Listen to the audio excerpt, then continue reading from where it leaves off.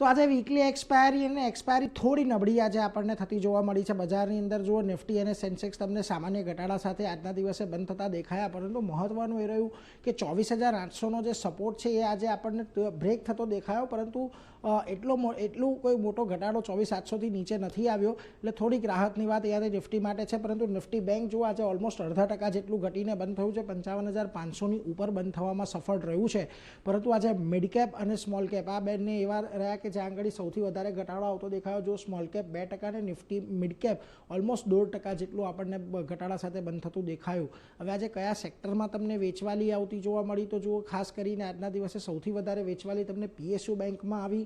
આ ઉપરાંત realty Stokes સારા એવા ઘટીને બંધ થયા છે.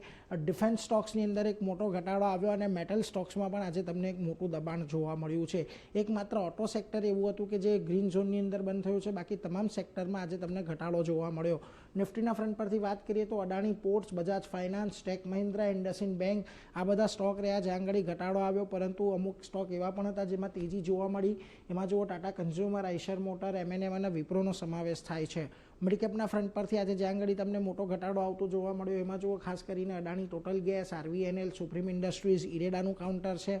પરંતુ જ્યાં તમને આજે સારી તેજી સાથેનો કારોબાર જોવા મળ્યો એમાં જુઓ વિશાલ મેગામાર્ટ, બાયોકોન અને અપોલો ટાયર્સનો સમાવેશ થાય છે. હવે જ્યાં સુધી આમ તો 24,800નું સપોર્ટ બહુ મોટી રીતે બ્રેક નથી થયું, એટલે ખાસ કરીને ધ્યાન રાખવાનું રહેશે કે 24,800ની ઉપર ફરી પાછું આવે છે કે નહીં. પરંતુ જો નથી આવતું બજાર તો પછી 24,500 સુધી એક ઘટાડો આવી શકે એવું નિષ્ણાંતોનું માનવું છે.